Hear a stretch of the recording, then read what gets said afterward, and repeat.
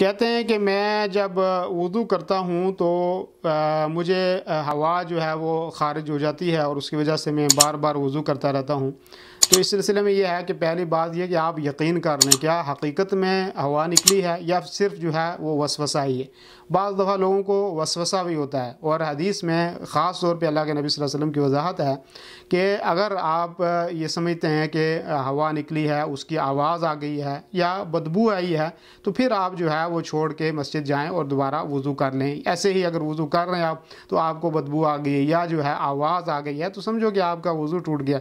लेकिन खाली जो है वो वसवसे की वजह से आप दोबारा बार बार वुज़ू करते रहें तो ये दुरुस्त नहीं है। वसवसे जो हैं वो शैतान की तरफ से हैं। तो आपने अगर आपको हवा जो है सिर्फ शक हुआ है और आवाज़ नहीं आई या बदबू नहीं आई तो ऐसी सूरत में आप क्यों बार बार वुज़ू कर रहे हैं। आप जो है वो यकीन के साथ वुज़ू कर लें, इंशाअल्लाह आपका वुज़ू जो है वो हो जाए।